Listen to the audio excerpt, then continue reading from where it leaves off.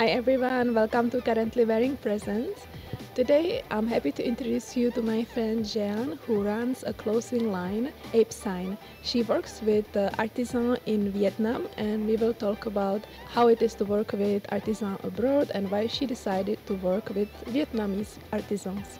Hi Jean, why did you create APESIGNED? Hello Miriam, it's a real pleasure to be here and that you invited me. So ApeSign was created 6 years ago, and actually I'm half Vietnamese and half Swiss. So when I first traveled over there was 10 years ago, and I really saw all the beauty of the country and all the different handcrafts that they do over there. And I was really impressed by the craftsmanship of the artisans, and I wanted to highlight this also abroad and to show actually what they're capable of doing, but by inspiring myself not only from the Asian part, but also bringing the Western style into the clothing line. So it really started very easily. I made the first collection that I brought back home, and then I launched a showroom and presented the clothes to my friends. And so actually started the APESIGNED adventure because my friends really liked it. And then really they spoke about it with their friends and it became bigger and bigger. Vietnam wasn't the first country I traveled. I first traveled to Africa and to Latin America. And I was really impressed by the different types of craftsmanships and embroideries that they have everywhere around the world.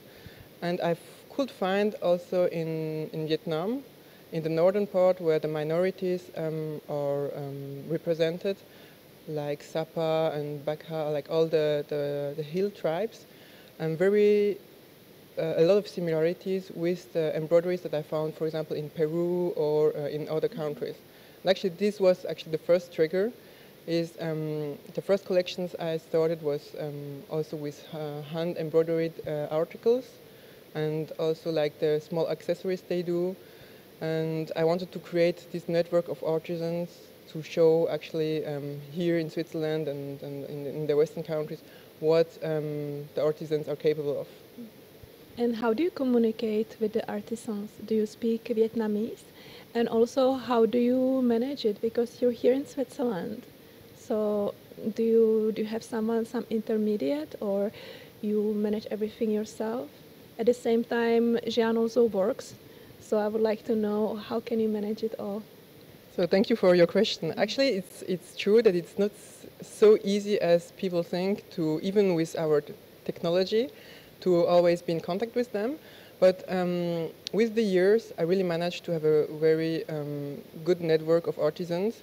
And as I actually don't speak Vietnamese, it's a pity because when you're half like Asian and half Vietnamese, you would love to speak the language. But as my mother doesn't speak it well, she didn't teach it to us. And it's sure that as I speak like different languages, I always, even if I don't speak, for example, good Spanish, I always understand what people are saying amongst them. And when I'm in Vietnam, I don't have this, my curiosity sometimes will trigger me to listen to conversations in cafes, and I don't understand them. But all the artisans I'm working with, they are nearly bilingual in English. And so we can really good communicate. So our communication language is English, and that's how we also communicate when I'm doing the orders or the collections with them. So I always go on place to choose all the fabrics and present them the models, and we actually do the models together. So for example, this jacket or your dress, I have chosen all the fabrics. I have done the prototypes. And then they would create a different range of sizes. And for example, in our cases, so this is like a unique model what you wear. So there is just like one existing. And for example, my jacket is tailor-made. We can fit like any shapes of every person. So as well, if you like, for example, this blazer, what you want to have it in green, and then instead of the lines, you want to have dots inside. So we can always adapt to the needs of the clients. And that's something that we do, like for the big collections, we do all on site. together, and then when I have to pass the orders, we do it by email and also by FaceTime or Skype or Viber. So it depends like which artisan has which application, but for that it's true that in Vietnam the network is really good, and people always, you can always join the people. So it's very enjoyable to work with them. And so yeah, when I have clients coming when I'm not there, then I take the measures of them in the atelier, and then I send the measures with all the details of the fabrics to the artisans, and they will tailor it then in the right measures. Next to my heart project, which is the label, of course, I also work 100% in a big company as marketing manager. So sometimes it's a little bit difficult to handle both together, but it also makes the thing very enjoyable to have this fashion label, because I can really create what I like. So I don't have the pressure of being imposed with a price range, but I can really create the things that I like. And I used to also spend some time working 100% for the label, but then as I really want to work with very noble fabrics and choose like the best fabrics I like, so for example natural fabrics like silk, cotton, wool or leather, it's true that those fabrics are quite expensive. And if you want to compete with big stores, stores that do like hundreds of items, then it's not so easy to cope with the price range. And my aim is actually really to show the diversity of the Vietnamese culture, and also now we open a little bit up to other artisans. But I really want to be a platform for them and be able to show the amazing work they're doing. And the fact that it's like my heart project is that I can really help them showing what the best is from the artisan side, the craftsmanship, but as well from the fabrics. And I don't need to cut the prices, because the aim is as well to help all those artisans and their families to run their business and not to go work in factories. And so the price range is made up their costs and the cost of the fabrics. And I would say that as soon as we have covered all those costs and the cost of the labels, I don't earn a living with the label, but it's all reinvested in the project. And that's why I say that it's a hard project, because it's really important that the people see that sometimes the people think, okay, when I'm working with a fair trade label, or when I want to wear a fair trade label, it's something I'm just going to wear during my holidays when I'm in India or when I'm abroad. And I really want to bring this, sometimes I say my label is a little bit casual chic, because I want to show that it's also possible to wear it here. Even if you're like a businesswoman or an active woman, you can have fair trade clothes made for you on a daily basis. So don't think that fair trade is always related to like exotic prints or exotic patterns and sometimes weird cuts. Yeah, exactly. Thank you. But really, it's up to you to mix them well, and then you can really incorporate them in your daily habits. As you can notice, I changed, and Jan will tell us more about this print and also about the material of this top. Miriam is really an amazing host, because she even changed the top. So this top was a special collection that I wanted to try with some artisans. It's a collection where we did all hand painted. So this one is a silk blouse, which is hand painted by one of the artisans. And so each of them is a little bit different. So even if you choose the same model, but in a different size or a different piece, it's going to be always a little bit different. So it's always a little bit unique, because it's all handmade. And he really have first just a white silk rectangle, and then he paints. And at the end, when all the paintings are done, then it's cut into the pattern and yeah, the style that I have designed. So that's for the blues, and then we have a whole range. We did also some different tops in different colors, some dresses. We did also some little gilets that you can wear, which are a mix of cotton and silk. So it was really to explore all those natural fabrics and how this kind of aquarelle painting fits with the fabrics and into this spirit of having very smooth patterns and yeah, being able to show a different kind of style that is also made in Vietnam, and that is different from what we have here, where it's really like already made patterns or even just fabrics. But here it's really like a creation that has been done just for the label. And then we have also the jewelry that is made by two sisters, also in Hoi An. And it's just to show like the diversity of the handicraft that exists in Vietnam, and that really can be not only like traditional but also very modern and yeah, fitting to the actual trends, and that they're always up to date with what's going on in the world. So it's of course we want to show the diversity of the Vietnamese culture, but we also want to show that it's possible to have yeah, all those things all those dresses and clothes incorporated in your daily habits, and that you can be even a fashion victim by wearing ethical clothes. As you talk about it, I started thinking, because Alex and we really love Costa Rica. So you gave me an idea that maybe we can also see what's beautiful there, to think about some local artisans also, if we can bring something to Switzerland. But I didn't study design, and I'm not a fashion designer. How did you become a fashion designer? Did you study design or not? And if you did not, how do you know how to create clothes?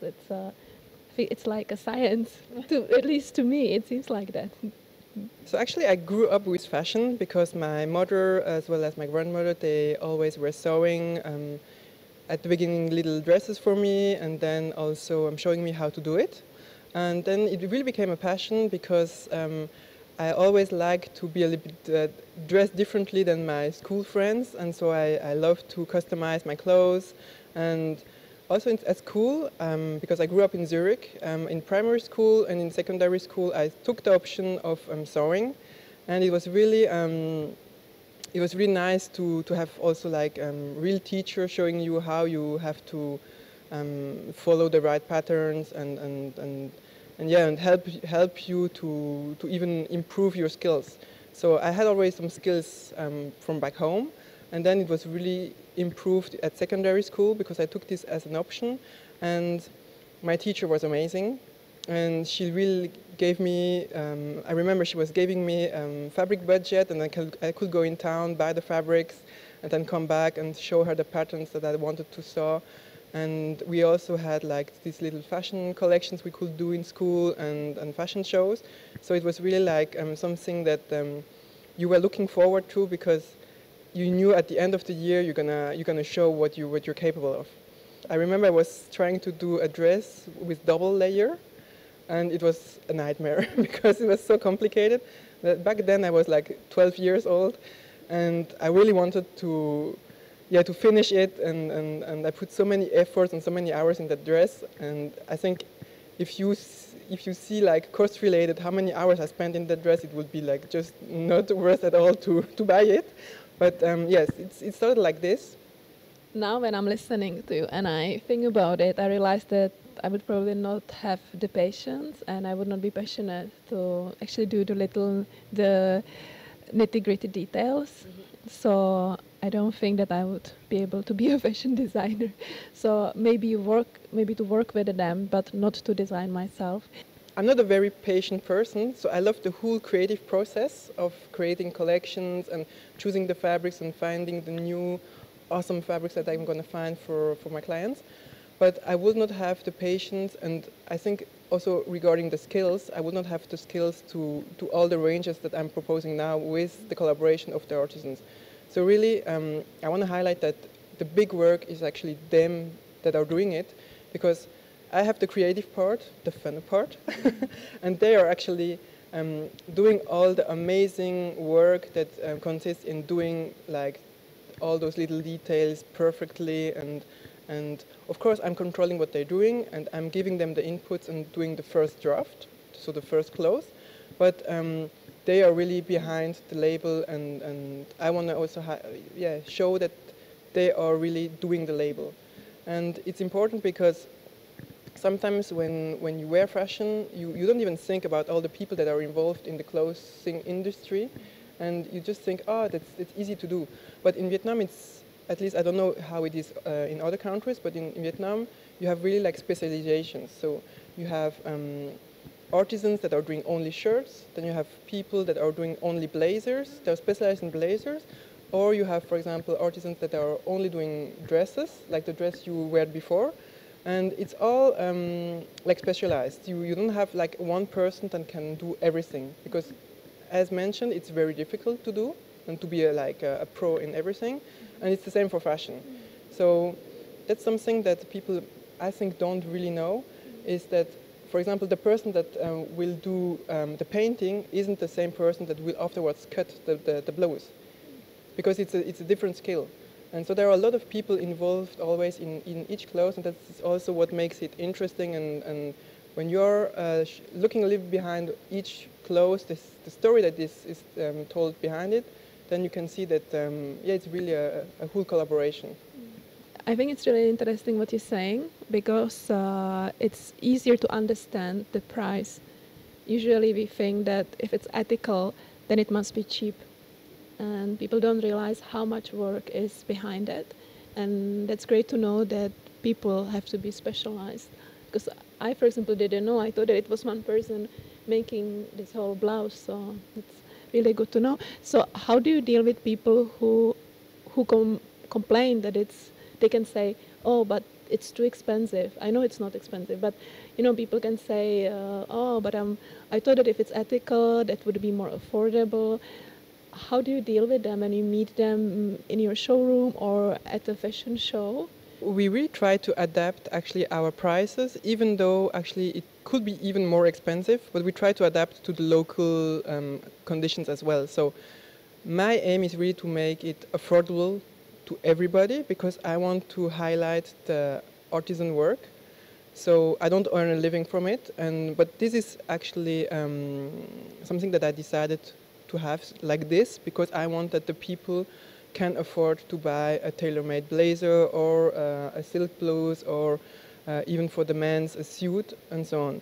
So we really want to put forward the work of the artisans, and to highlight the fact that they have amazing skills and that they do really very nice and qualitative clothes.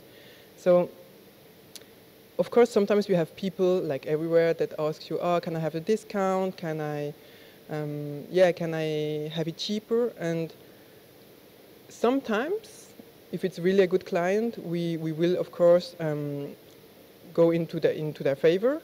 But we don't have these questions too often, thanks God, because we already have a very good price range. And the people first, when they come in the showroom, they maybe don't understand all the story that is behind. But when they ask questions, and that they understand like all the efforts that are behind those clothes, and that it's not like hundreds of people working in factories, but it's really like little artisans, families that are working in their own shops and in their own atelier, and that we want to actually help them to keep this sustainable, then they don't fight for a price. And then we have it like all fashion label. We have, of course, also promotions and prices that we adapt at the end of the season and so on. So here I just wanted to show you as well what we do for the men's, because we didn't talk about a lot about the men fashion, but we have also a whole range of fabrics for tailor-made shirts and suits that we do for men. And I just wanted to show you that, we have really a lot of different fabric styles that you can either wear for work, or even for leisure, if you want to have more like funny prints and more casual shirts. and that you can always adapt. As you can see on this shirt, you can always decide what kind of color and sleeves you want to have. So you can also personalize them by adding your embroidered name or initials.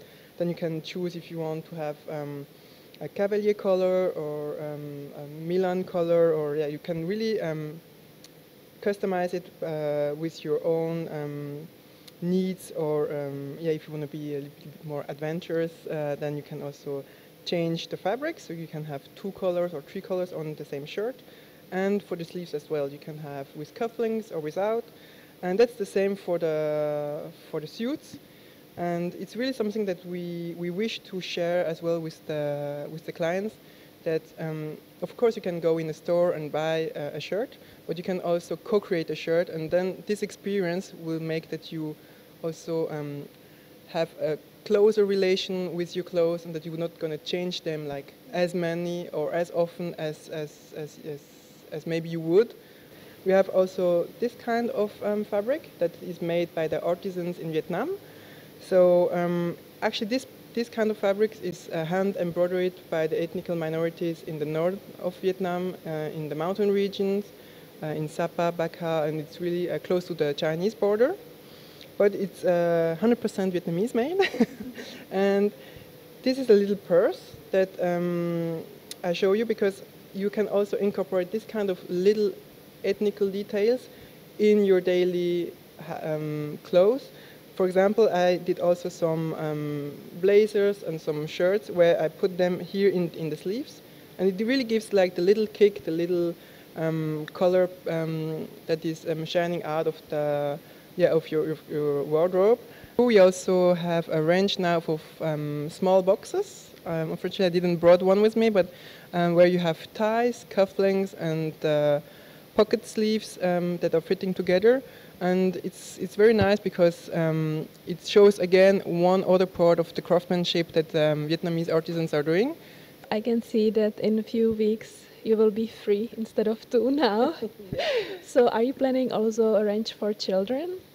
In 5 weeks, actually, we're going to be one more in the family. And so I already started, but only with winter clothes, to have like a little baby collection.